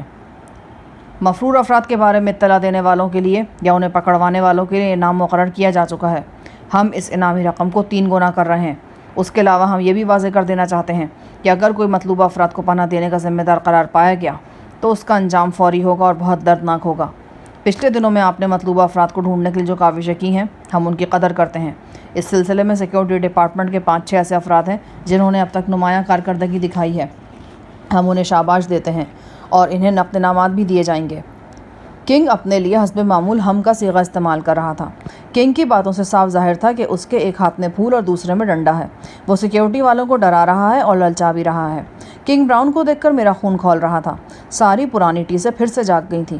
ہنستے مسکراتے صفدر کی صورت نگاہوں کے سامنے گھومنے لگی۔ یہی کنگ براؤن میرے جگری یار کی معذوری کا ذمہ دار تھا۔ انگنت بے گناہ خون، بے شمار پامال عصمتیں، لاتعداد برباد زندگیاں کنگ براؤن کے کریڈٹ پر تھیں۔ میں نے ٹی وی اسکرین پر کنگ کو دیکھا۔ میں نے دل ہی دل میں کہا، میں تجھے زندہ نہیں چھوڑوں گا، اب کی بار تجھے نہیں چھوڑوں گا۔ میری خاموش آواز کسی نے نہیں سنی، لیکن یہ آواز میرے پورے جسم میں گونجی اور پھر میرے جسم کے ذرے ذرے میں سرایت کر گئی۔ کچھ دیر بعد کنگ کی بک ختم ہو گئی۔ اسکرین پر بین الاقوامی خبریں پیش کی جانے لگیں۔ مومل نے ٹی وی آف کر دیا۔ وہ ایک بار پھر میرے عقب میں آ بیٹھا اور میری الٹی ہتھ کڑی کے ساتھ نبرد آزما ہو گیا۔ اپنے زخمی ہاتھوں کی پرواہ کیے بغیر وہ مسلسل کٹر کے ساتھ میری ہتھ کڑی کا لوہا کاٹنے میں مصروف تھا۔ ایک ہاتھ شل ہوتا تو وہ دوسرا ہاتھ استعمال کرنے لگتا۔ اس پر جیسے خبط سا سوار ہو گیا تھا کہ مجھے جلد از جلد اس بندش سے آزاد کرانا ہے۔ میری پشت اور پیٹ کے زخم بھی ٹھیک ہوتے جا رہے تھے۔ چھاتی پر 1-2 گہرے زخم تھے۔ انہوں نے یقیناً نشان چھوڑ جانا تھا اور مجھے اس روح فرسہ رات کی یاد دلاتے رہنا تھا جب میں شیخ زادی کے جنگل میں پھنسا تھا۔ اس وقت رات کے قریباً 12 بجے کے لگ بھگ مومل اپنا کام مکمل کرنے میں کامیاب ہو گیا۔ مومل کا حوصلہ جیت گیا اور ہتھ کڑی کا نہایت ڈھیٹ لوہا شکست کھا گیا۔ ہتھ کڑی کڑکڑاتی ہوئی فرش پر گری اور میرے دونوں ہاتھ آزاد ہو گئے۔ میں نے اپنے بازوؤں کو آگے پیچھے حرکت دی اور آزادی کا فرحت بخش احساس رگو پے میں پھیل گیا۔ میرے ہاتھ پاؤں آزاد ہو چکے تھے، تاہم ہتھ کڑی کے دونوں حلقے میری کلائیوں میں موجود تھے۔ اسی طرح بیڑی کے دونوں حلقے بھی ٹخنوں کے قریب موجود تھے۔ یہ وزنی لوہا بھی تکلیف دہ تھا، مگر پہلے والی تکلیف کے مقابلے میں یہ تکلیف کچھ بھی نہیں تھی۔ اگلے روز جب میں صبح سو کر اٹھا تو مومل مجھ سے پہلے ہی جاگ چکا تھا۔ وہ اور جیکب باتیں کر رہے تھے۔ مجھے جاگتے دیکھ کر جیکب خاموش ہو گیا۔ رومی ماحول سے بالکل لاتعلق ایک طرف بیٹھی تھی۔ وہ ذرا سا کھٹکا سن کر بدک جاتی اور کبھی اٹھ کر بھاگنے کی کوشش کرتی تھی۔ ہمیں اس کی طرف سے چوکس رہنا پڑتا تھا۔ وہ بالکل خاموش رہتی تھی، تاہم جب وہ مومل کی طرف دیکھتی تو اس کی آنکھوں میں پسندیدگی کی معصوم سی چمک ابھرتی۔ جیکب نے ہمارے لیے ناشتہ بھجوایا۔ آج کئی دنوں کے بعد میں مومل کے ہاتھوں کے بجائے اپنے ہاتھوں سے ناشتہ کر رہا تھا۔ مومل اس صورتحال پر خوش تھا۔ میں مومل سے پوچھنا چاہ رہا تھا کہ ابھی تھوڑی دیر پہلے جیکب کے ساتھ کیا باتیں کر رہا تھا، لیکن میرے پوچھنے میں وہ مزہ نہیں تھا جو مومل کے خود بتانے میں تھا۔ میں ناشتے کے بعد بھی انتظار کرتا رہا، لیکن مومل نے نہیں بتایا۔ کل رات بھی میں نے نوٹ کیا تھا کہ جیکب نے چپکے سے مومل کے ساتھ کوئی بات کی تھی۔ مجھے مومل کے حوالے سے کسی طرح کی بے اعتمادی نہیں تھی۔ شاید کوئی ایسی بات تھی جو مومل مجھے بتانا ضروری نہیں سمجھ رہا تھا۔ میں دوپہر تک الجھن میں رہا۔ آخر ہلکی پھلکی باتوں کے بعد یہ بات میری زبان پر آ ہی گئی۔ رومی کے ساتھ شادی وادی کا ارادہ تو نہیں ہے؟ تم جیکب کے ساتھ کانوں میں کیا باتیں کر رہے تھے؟ نہیں، ایسی تو کوئی بات نہیں۔ وہ گڑبڑایا۔ شاید تم مجھ سے کچھ چھپا رہے ہو۔ میں نے آپ سے کبھی کچھ نہیں چھپایا۔ تو پھر اب کیوں چھپا رہے ہو؟ میں نے تھوڑا سا اصرار کیا تو وہ بول پڑا۔ وہ لوگ زری گل کو لاک اپ سے لے گئے ہیں، شاید پوچھ گچھ کرنا چاہتے ہیں۔ ایک منحوس سرخ بالٹی کے اوپر الٹے لٹکے زری گل کا تصور میرے ذہن میں آیا اور دماغ میں چنگاریاں سی بھر گئیں۔ کیا اب زری گل بھی اسی ٹارچر سیل میں تھا جہاں میں نے زندگی اور موت کی کشمکش جھیلی تھی؟ میرے بدلے ہوئے تاثرات دیکھ کر بولا، زیادہ پریشان ہونے کی بات نہیں ہے جناب، جیکب بتا رہا تھا کہ شاید ابھی تھوڑی دیر میں اسے واپس لاک اپ میں پہنچا دیا جائے گا۔ اگلا آدھا گھنٹہ میں نے شدید اذیت میں گزارا، پھر جیکب نے آ کر مومل کے کان میں خسر پھسر کی۔ جیکب کے جانے کے بعد مومل نے مجھے شگفتہ چہرے کے ساتھ بتایا کہ زری گل لاک اپ میں واپس آ گیا ہے، وہ اپنے قدموں پر چل کر آیا ہے اور ٹھیک ہے۔ کیا تمہیں یقین ہے کہ وہ واپس آ گیا ہوگا؟ میں جانتا ہوں کہ جیکب مجھ سے جھوٹ نہیں بول رہا، مومل نے پورے یقین سے کہا۔ رات کے پہلے پہر اونگتے اونگتے مومل اچانک اٹھ کر بیٹھ گیا اور میری طرف دیکھنے لگا۔ میں بھی سونے کی تیاری کر رہا تھا۔ مجھ سے مخاطب ہوتے ہوئے بولا، مجھے یقین ہے کہ زری گل صحیح سلامت لاک اپ میں موجود ہے۔ بیٹھے بٹھائے تمہارا یقین اتنا پختہ کیسے ہو گیا؟ وہ عجیب سے لہجے میں بولا، بات وہی ہے جو آپ پہلے سے جانتے ہیں۔ کسی وقت میں دوسرے لارسیوں کی طرح بہت دور دور کی آوازیں سنتا ہوں۔ مجھے لگ رہا ہے کہ زری گل اپنے لاک اپ پہ موجود ہے اور کسی بات پر پہرے داروں کو ڈانٹ ڈپٹ کر رہا ہے۔ میرے پاس کوئی جواز نہیں تھا کہ میں مومل کی بات کو جھٹلا سکوں۔ اس سے پہلے موریتانیہ میں وہ متعدد مرتبہ اپنی ماورائی صلاحیت کا مظاہرہ کر چکا تھا۔ اگلے روز صبح 10 بجے کے قریب شیخزادی قوسیہ پھر جیکب کے لگژری اپارٹمنٹ میں نظر آئی۔ وہ پتلون اور ٹی شرٹ میں ملبوس تھی۔ بوائے کٹ بالوں کی لٹیں پیشانی پر لہرا رہی تھیں۔ میں نے کی ہول سے دیکھا، وہ دونوں ہال کمرے کے گوشے میں موجود تھے اور راز و نیاز کی باتیں ہو رہی تھیں۔ قریباً آدھے گھنٹے بعد وہ واپس چلی گئی۔ اس کے جانے کے تھوڑی دیر بعد ہی جیکب نے مومل کو اپنے پاس بلا لیا۔ پچھلے 3-4 دنوں میں یہ پہلی بار تھا کہ جیکب نے مومل کو اپنے پاس بلایا تھا۔ مومل کی واپسی 1 گھنٹے سے پہلے نہیں ہوئی۔ وہ قدرے سنجیدہ نظر آ رہا تھا۔ صاف پتہ چلتا تھا کہ جیکب سے اس کی گفتگو اہم رہی ہے۔ دوپہر کا کھانا مومل نے تذبذب کے عالم میں ہی کھایا۔ یوں لگتا تھا کہ وہ مجھے کچھ بتانا چاہتا ہے لیکن کسی وجہ سے مجبور ہے۔ غالب امکان یہی تھا کہ اس نے جیکب سے وعدہ کیا ہے کہ وہ ان معاملات کو اپنے تک ہی رکھے گا۔ کھانے کے کچھ ہی دیر بعد رومی تو پڑھ کر سو گئی، مگر مومل اب بھی اندرونی کشمکش کا شکار نظر آتا تھا۔ بالآخر یہ کشمکش ختم ہوئی اور اس نے کہنا شروع کیا، جیکب نے اپنی سوچوں کو عملی شکل دینا شروع کر دی ہے اور اس کی سوچ یہ ہے کہ وہ مستقبل قریب میں منہورہ دیوی کی جگہ لینا چاہتا ہے۔ تمہارا مطلب ہے کہ وہ منہورہ کو اس کے عہدے سے ہٹانا چاہتا ہے؟ بالکل ایسا ہی ہے جناب، اور شیخزادی بھی اس کی پلاننگ میں پوری طرح شامل ہے اس کے ساتھ۔ آپ جان ہی چکے ہیں کہ شیخزادی اور منہورہ دیوی کی آپس میں نہیں بنتی۔ شاید آپ والے معاملے کی وجہ سے ان دونوں کی چپقلش مزید بڑھی ہے۔ کیا منہورہ کو ہٹانے کی کوئی اسکیم ان کے ذہن میں ہے؟ اس بارے میں تو میں کچھ نہیں کہہ سکتا۔ بہرحال یہ لگ رہا ہے کہ ان دونوں نے منہورہ کو نقصان پہنچانے کا عمل شروع کر دیا ہے۔ اس کا ثبوت یہ کہ اگلے 24 گھنٹے میں منہورہ دیوی غالباً ایک اور مشکل کا شکار ہونے والی ہے۔ ایک اور سے تمہاری کیا مراد ہے؟ پہلی مشکل تو آپ والی تھی نا۔ میرے اور آپ کے فرار نے منہورہ دیوی کے چولہے ہلا کے رکھ دی ہیں۔ کنگ براؤن اپنی اس دست راز سے ناخوش ہیں اور کم از کم جب تک ہم پکڑے نہیں جاتے کنگ کی یہ خفگی برقرار رہے گی۔ اگر ان حالات میں منہورہ سے کوئی غلطی ہو جاتی ہے تو اس کے اثرات یقیناً شدید ہوں گے۔ جیکب اور شیخزادی قوسیہ کا خیال یہی کہ اس موقع سے فائدہ اٹھا کر منہورہ پر ایک اور وار کر دینا چاہیے۔ اس وار کی نوعیت کیا ہوگی؟ شاید آپ کو معلوم ہی ہو کہ منہورہ کا ایک شوق سانپ پالنا بھی ہے۔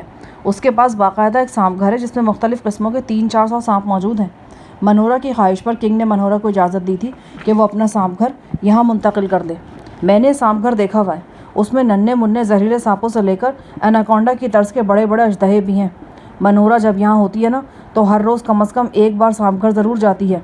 وہ کچھ لاڈلے سانپوں کو اپنے ہاتھ سے کھلاتی ہے اور ان کے طور اتوار ملاحظہ کرتی ہے۔ بس یہ اس کا شوق ہے۔ چند ہفتے پہلے نگران کی غلطی سے 2-3 کوبرا سانپ پنجرے سے باہر نکل آئے تھے اور ان میں سے ایک نے کچن میں گھس کر خانسامے کو ڈس لیا تھا۔ یہ بات کنگ براؤن تک پہنچی تھی اور انہوں نے اس واقعے کا نوٹس لیا تھا۔ اس واقعے کے بعد منہورہ نے سانپ گھر کا نگران تبدیل کر دیا تھا۔ اب جو نگران سانپ گھر پر مقرر ہے وہ ایک سخت گیر بنیامی حبشی ہے۔ اس کا نام جیز ہے۔ جیز کے ساتھ 2 معاون بھی کام کرتے ہیں۔ جیز کے پاس رکھوالی کے کتے ہیں۔ یہ خوفناک کتے ہمہ وقت سانپ گھر کے آس پاس موجود رہتے ہیں۔ اب جیکب کا پروگرام ہے کہ کسی طرح رات کے وقت اس سانپ گھر کے کچھ سانپوں کو آزاد کر کے کھلا چھوڑ دیا جائے۔ یہ کام اس طرح سے ہو کہ اسے نگران جیز یا پھر منہورہ کی غلطی سمجھا جائے۔ میرا خیال ہے کہ آپ میری بات سمجھ رہے ہیں۔ ہاں، یہ کوئی ایسی پیچیدہ بات نہیں ہے۔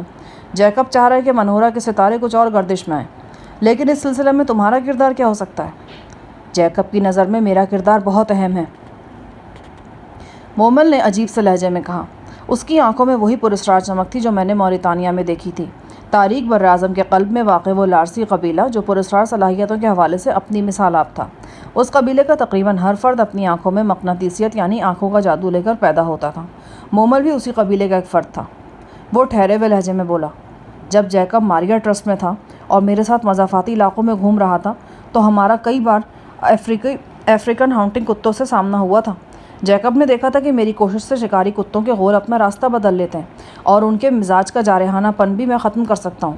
شروع میں جیکب اسے محض اتفاق سمجھتا تھا اور میری صلاحیت کو ماننے کے لیے تیار نہیں تھا، لیکن پھر 2-4 بار کے تجربے کے بعد اسے قائل ہونا پڑا۔ اب وہ پوری طرح قائل ہے۔ اس کا خیال ہے کہ میں سانپ گھر کے ارد گرد منڈلانے والے 3 سینٹ برنارڈ کتوں کو رام کر سکتا ہوں اور پھر سانپ گھر کے 2-3 دروازے کھول کر سانپوں کو باہر نکلنے کا موقع فراہم کر سکتا ہوں۔ اب ساری بات میری سمجھ میں آ رہی تھی۔ بظاہر تو یہ افسانوی سا معاملہ لگتا تھا، لیکن میں مومل کو جانتا تھا۔ وہ افسانے ہی کی طرح حیرت انگیز اور غیر یقینی تھا۔ کیا تم واقعی ایسا کر سکو گے؟ میں کچھ یقین سے نہیں کہہ سکتا جناب، یہ تو موقع پر پہنچ کر ہی پتہ چلے گا۔ ہو سکتا ہے کہ میں کر سکوں، ہو سکتا ہے نہ کر سکوں، اور کتے آپ کے سیوک کو چیڑ پھاڑ کر رکھ دیں۔ سنا ہے کہ وہ بڑے ظالم کتے ہیں، جیز کے سوا کسی کو اپنے قریب پھٹکنے نہیں دیتے۔ میرا خیال ہے کہ تم کر سکو گے، اور اگر نہ کر سکے تو بھی تم ان کتوں کے لیے ترنے والا نہیں بنو گے۔ مجھے تمہاری پھرتی اور طاقت پر اعتماد ہے۔ ایسے 2-4 کتوں کے جبڑے تم خالی ہاتھ سے چیر سکتے ہو، اور اگر کوئی تیز دھار آلہ تمہارے پاس ہو تو پھر تو کوئی مشکل نہیں ہوگی۔ لیکن مسئلہ یہ ہے کہ جیکب یہ کام بڑی رازداری سے کروانا چاہتا ہے۔ وہ چاہتا ہے کہ اس واقعے کا سارا ملبہ منہورا پر گرے۔ یہی محسوس ہو کہ منہورا دیوی یا نگران کی غلطی کے سبب سانپ گھر کے دروازے کھلے رہ گئے اور رات کو سانپ باہر رینگا ہے۔ بہرحال ابھی اس سلسلے میں جیکب اور قوسیہ کی سوچ بچار جاری ہے۔ وہ 1-2 متبادل تجاویز پر بھی غور کر رہے ہیں۔ اصل صورتحال شام تک سامنے آئے گی۔ شام کو جیکب آیا۔ ہمارا حال احوال دریافت کرنے کے بعد اس نے مومل کو ساتھ لیا اور دوسرے کمرے میں چلا گیا۔ جیکب کے ساتھ ایک دیو ہیکل نگران کتا بھی تھا۔ میں نے اندازہ لگایا کہ وہ مومل کو سانپ گھر کی طرف بھیجنے سے پہلے اس امر کی تصدیق کرنا چاہتا ہے کہ مومل رکھوالی کے کتوں کو رام کر سکے گا یا نہیں۔ دوسرے لفظوں میں وہ پہلے ایک کتے پر مومل کے اثرات کا جائزہ لینا چاہتا تھا۔ قریباً آدھے گھنٹے بعد میں نے کی ہول سے جھانکا تو ساتھ والے کمرے میں کوئی نہیں تھا۔ میں نے آہستہ سے چٹخانی گرائی، دروازہ مقفل نہیں تھا۔ میں دوسرے کمرے میں نکل آیا۔ یہاں سے میں نے کامن روم میں جھانکا۔ دیو ہیکل نگران کتا قالین پر گہری نیند سو رہا تھا۔ مومل اور جیکب دونوں ہی اپارٹمنٹ میں موجود نہیں تھے۔ جیکب کی خوبرو گرل فرینڈ میگی پیراکی کے نہایت مختصر لباس میں صوفے پر بیٹھی تھی اور حیران نظروں سے خواب دیدہ کتے کو دیکھ رہی تھی۔ میں عجائبات عالم پر غور کرتا ہوا واپس اپنی پناہ گاہ میں آ گیا۔ یہاں رومی کے خراٹوں میں کوئی کمی واقع نہیں ہوئی تھی۔ پناہ گاہ میں مومل کی واپسی کم و بیش 1.5 گھنٹے بعد ہوئی۔ وہ گارڈز کی نیلی وردی میں تھا۔ اس کا چہرہ پسینے سے تر ہو رہا تھا اور سیاہ آنکھوں کی چمک بہت نمایاں تھی۔ میں نے سوالی نظروں سے اس کی طرف دیکھا۔ وہ اس بات میں سر ہلاتے ہوئے بولا، کام ہو گیا جناب، دیوتاؤں کی مہربانی ہے، کتوں نے مجھے کچھ نہیں کہا۔ جیز دروازے کے عین سامنے سویا ہوا تھا۔ میں نے پہلے دروازہ کھولا، پھر 3-4 چھوٹے دروازے کھول دیے۔ میرا خیال ہے اب تک سانپوں نے راہداری کی طرف رینگنا شروع کر دیا ہوگا۔ راہداری میں قالین بچھے ہیں اور وہ زیادہ گرم ہیں۔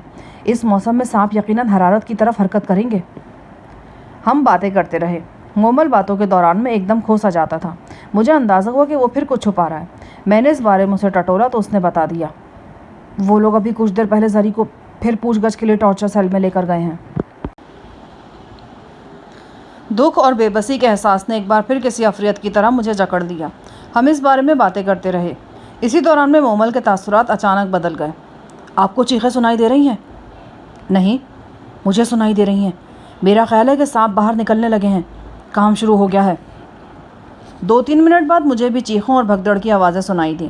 پھر 2-3 فائر بھی آئے۔ فائر کی آواز سن کر روم میں اٹھ بیٹھی اور اب ڈری نظروں سے ہمارے چہرے دیکھنے لگی۔ بالکل کسی سہمے جانور کا سا انداز تھا۔ چند لمحے بعد جیکب بھی اندر آ گیا۔ وہ بظاہر سنجیدہ تھا، لیکن اس کی آنکھوں میں دبی خوشی صاف محسوس کی جا سکتی تھی۔ ہماری طرح اس کے کان بھی باہر سے آنے والی آوازوں پر لگے تھے۔ آوازیں تھیں جن میں خوف اور دہشت کا عنصر شامل تھا، اور جو اب 2 اطراف سے آ رہی تھیں۔ 5-10 منٹ اسی طرح گزرے۔ پھر اچانک گوشے میں بیٹھی ہوئی بوب لڑکی رومی چیخی۔ میں نے پلٹ کر دیکھا اور دنگ رہ گیا۔ ایک دھاری دار سانپ واش روم کے دروازے کے نیچے سے نکلا اور اس نے لڑکی کے پاؤں پر کاٹا تھا۔ درد اور خوف میں ڈوب کر لڑکی نے دوسری چیخ مارنا چاہی، لیکن اس سے پہلے ہی مومل نے لپک کر اس کے ہونٹوں پر ہتھیلی رکھ دی۔ لڑکی کا چیخنا چلانا ہمارے لیے خطرناک ثابت ہو سکتا تھا۔ میں نے مومل کی بندوق اٹھائی اور اس کے وزنی کندھے کی ضربوں سے سانپ کا سر کچل دیا، لیکن یہی وقت تھا جب میرے رونگٹے کھڑے ہو گئے۔ واش روم کے دروازے سے نیچے کی کم از کم 3 سانپ نکل کر کمرے کے وسط کی طرف بڑھ رہے تھے۔ میں چند قدم پیچھے ہٹ گیا۔ مجھے اپنے عقب میں جیکب کی آواز سنائی دی۔ اوہ مائی گاڈ! جیکب جیسے لوگ خدا کو آسانی سے یاد نہیں کرتے۔ میں نے مڑ کر دیکھا۔ واقعی آسان صورتحال نہیں تھی۔ میں دیکھتا رہ گیا۔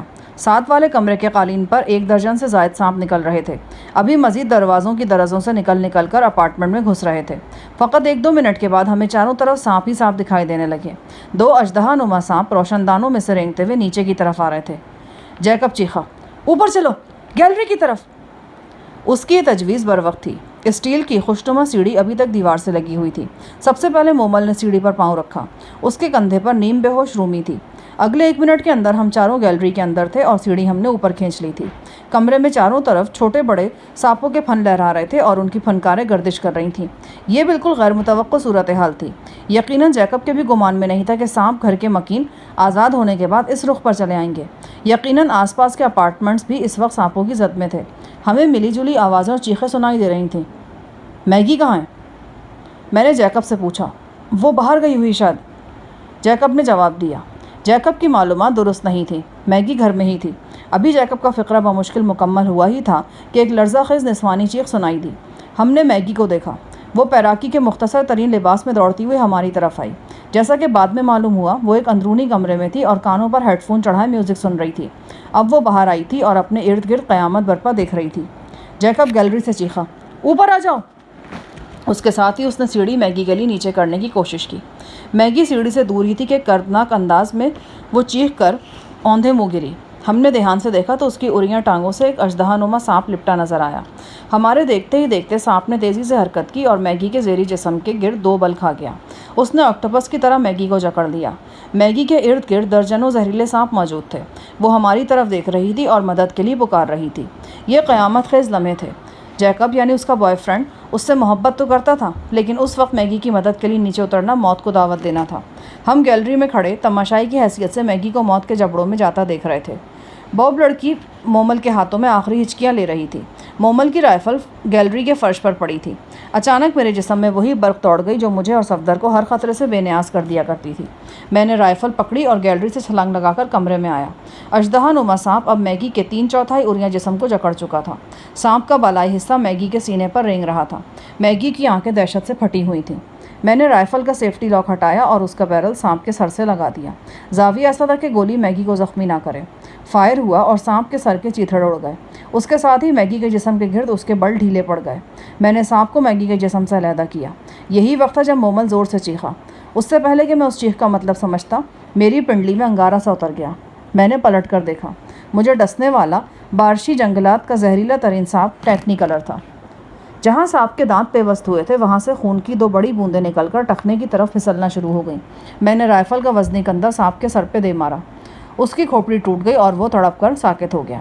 میگی یوں تو اژدہا نما سانپ کی کچلی سے آزاد ہو چکی تھی، لیکن وہ اتنی دہشت زدہ تھی کہ اپنے بچاؤ کے لیے سیڑھی کی طرف حرکت نہیں کر سکتی تھی۔ میں نے اسے بازوؤں سے پکڑ کر اٹھایا اور سیدھا کھڑا کرنا چاہا۔ اس کی ٹانگوں میں شاید جان نہیں تھی۔ وہ میرے اوپر ڈھیسی گئی۔ میں نے اسے کندھے پر لادا۔ گیلری پر سے مومل اور جیکب نے سیڑھی نیچے لٹکا دی۔ فرش پر رینگتے ہوئے درجنوں سانپوں میں سے چند ایک سیڑھی پر چڑھنا شروع ہو گئے تھے۔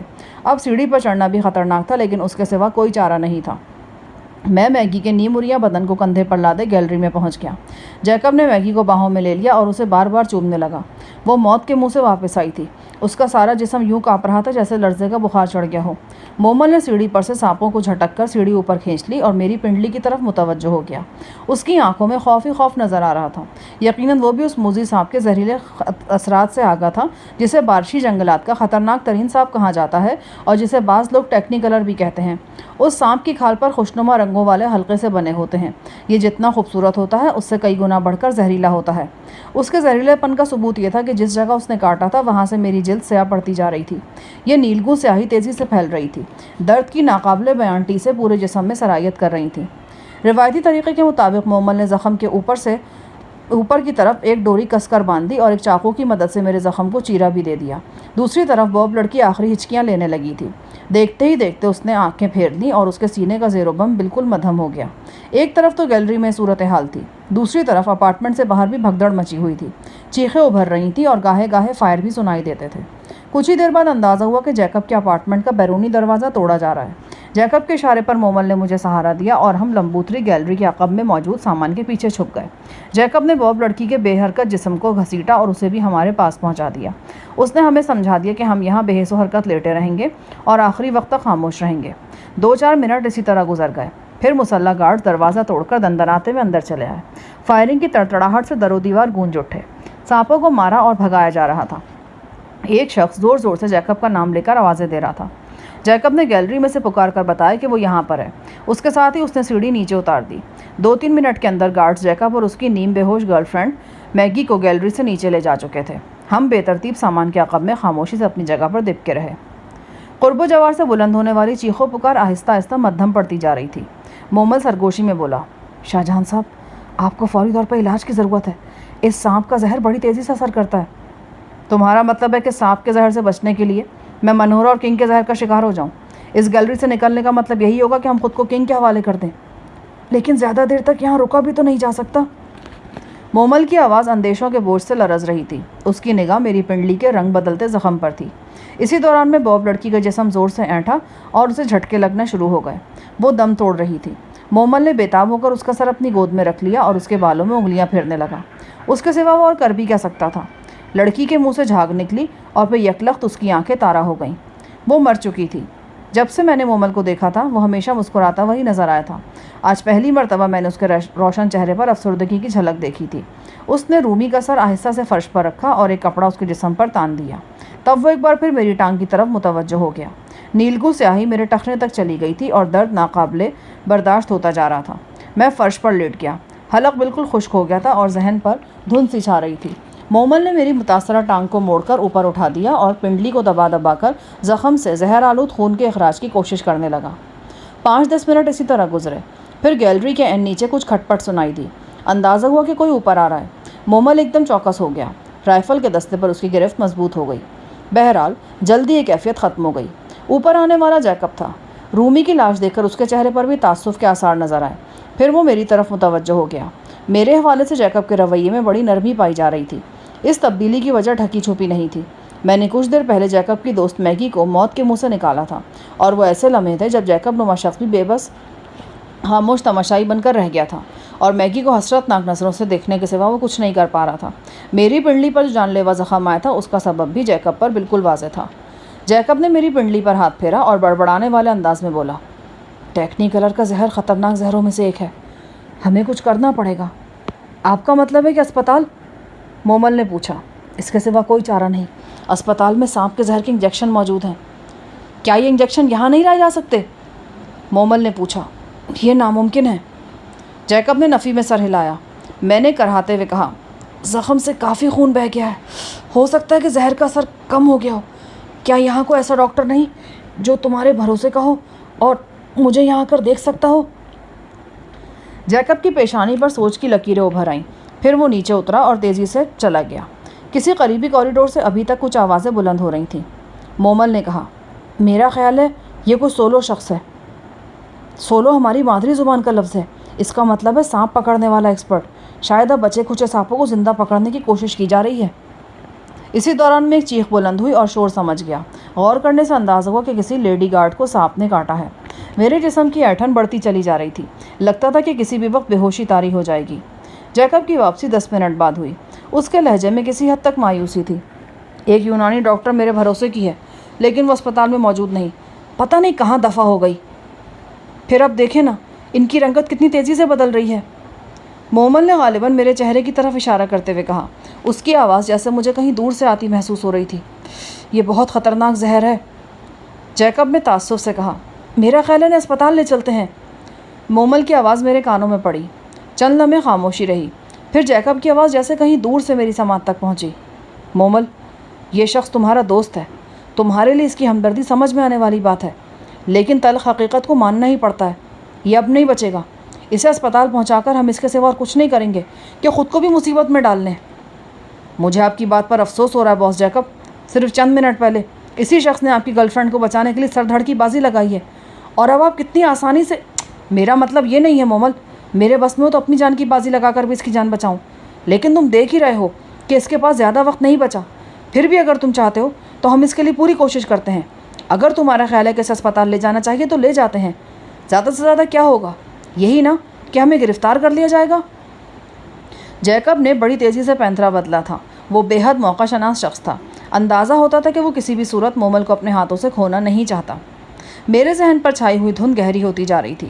اس نیم بے ہوشی کے عالم میں بھی میرے ذہن میں یہ بات موجود تھی کہ میرے جسم میں سانپ کے خلاف ایک خاص قسم کی مدافعت موجود ہے۔ ماضی قریب میں ایسے کئی موقع آئے تھے جب میرے اندر کی پراسرار قوت نے خطرناک زہر کے اثرات کو زائل کیا تھا۔ ایسا آخری موقع چند ماہ پہلے میڈم شہرزاد کی رہائش گاہ پر پیش آیا تھا۔ میں نے ہاتھ کے اشارے سے مومل کو سمجھانے کی کوشش کی کہ میں اسپتال نہیں جانا چاہتا۔ معلوم نہیں مومل میری بات سمجھ پایا تھا یا نہیں، لیکن اسی دوران میں ایک اہم تبدیلی آئی۔ جیکب کے ہاتھ میں موجود واکی ٹاکی کا بزر سنائی دیا۔ جیکب نے واکی ٹاکی پر چند سیکنڈ گفتگو کی، پھر مومل سے مخاطب ہوتے ہوئے بولا، گڈ نیوز ہے، یونانی ڈاکٹر اسپتال واپس آ گئی ہے۔ میں اس کے لیے پیغام چھوڑ کر آیا تھا، وہ ابھی یہاں پہنچ رہی ہے۔ کیا وہ سانپ کا انجیکشن لا سکے گی؟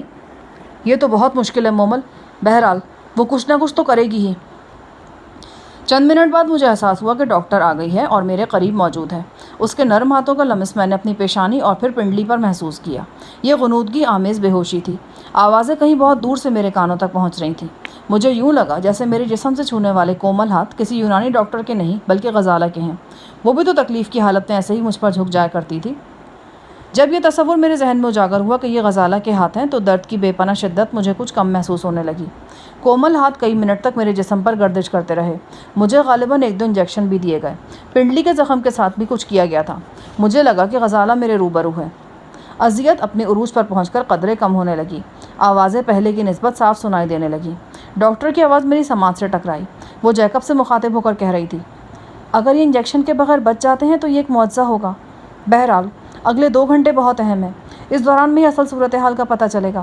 میں نے ایک پین کلر انجیکشن دے دیا ہے، دوسرا خون کو پتلا کرنے والا ہے۔ اس کے سوا اور ہم کر ہی کہہ سکتے ہیں۔ ڈاکٹر نے 2 گھنٹے کا کہا تھا، تاہم 1 گھنٹے بعد ہی میں خود کو کافی بہتر محسوس کرنے لگا۔ میرے مسوڑوں سے خون نکل رہا تھا۔ مومل مجھے بار بار کلیاں کرانے لگا۔ میری حالت کو بہتر ہوتے دیکھ کر اس کی آواز میں توانائی آ گئی تھی۔ حواس قدرے بحال ہوئے تو میں نے مومل سے چند باتیں کی۔ اس کے بعد میں گہری نیند سو گیا۔ سانپ گھر سے سانپ نکلنے کا واقعہ رات 9 بجے کے قریب پیش آیا تھا۔ میں آدھی رات تک گہری نیند سویا رہا۔ آدھی رات کے بعد کسی وقت میری آنکھ کھلی۔ مجھے اندازہ ہوا کہ میں کسی آہٹ کی وجہ سے جاگا ہوں۔ میں نیچی چھت والی اسی گیلری میں موجود تھا۔ سامنے دیوار پر ایک مدھم روشنی والا نیلگوں بلب جل رہا تھا۔ خوابناک سا ماحول تھا۔ میں نے دیکھا مومل مجھ سے چند فٹ کے فاصلے پر اکڑو بیٹھا ہوا ہے۔ اس کی نگاہیں خاص نقطے پر مرکوز تھیں۔ وہ یکٹک اس خاص سمت میں دیکھتا چلا جا رہا تھا۔ میں نے اس کی نگاہوں کا تعقب کیا۔ مجھے ایک سانپ نظر آیا۔ یہ کنگ کوبرا تھا۔ غالباً وہ گیلری میں پڑے بے ترتیب سامان کے پیچھے سے برآمد ہوا تھا اور اب پھن پھیلا کر سامنے آ گیا تھا۔ میرے ذہن پر ابھی تک غنودگی طاری تھی۔ کچھ دیر کے لیے میں تذبذب میں پڑ گیا۔ سوچنے لگا کہ سامنے نظر آنے والا منظر واقعی حقیقت ہے یا یہ میرے تخیل کا کرشمہ ہے۔ مومل اور سانپ ایک دوسرے کے روبرو تھے اور ایک دوسرے کو دیکھتے چلے جا رہے تھے۔ پھر میں نے دیکھا کہ کوبرا کی آنکھوں کی چمک مان پڑ گئی۔ اس کے پھن کا پھیلاؤ کم ہونے لگا۔ پھر اچانک اس نے رخ پھیرا اور واپس پلٹا۔ جو ہی مومل کی طرف سانپ کی پشت ہوئی، مومل نے تیزی سے حرکت کی اور سانپ کو عقب سے دبوچ لیا۔ ذرا دیر بعد اس نے سانپ کو چمڑے کے ایک شولڈر بیگ میں بند کر دیا اور دیوار سے لٹکا دیا۔ اس کے بعد وہ میری طرف متوجہ ہوا۔ وہ یہی سمجھ رہا تھا کہ میں سو رہا ہوں۔ میں نے بھی اپنی آنکھیں موند لیں۔ اس نے بڑی نرمی سے میرے سینے پر کمبل درست کیا اور پھر اپنی جگہ پر جا کر لیٹ گیا۔ مومل ایک حیرت انگیز نوجوان تھا۔ اس سے پہلے موریتانیہ میں بھی اس کی صلاحیتوں نے مجھے ششدر کیا تھا۔ میرے ساتھ اسے بے حد اپنائیت بھی تھی۔ آج بیچارگی کے ان لمحات میں مجھے یوں محسوس ہوا کہ قدرت نے مجھے صفدر کا نعم البدل دے دیا ہے۔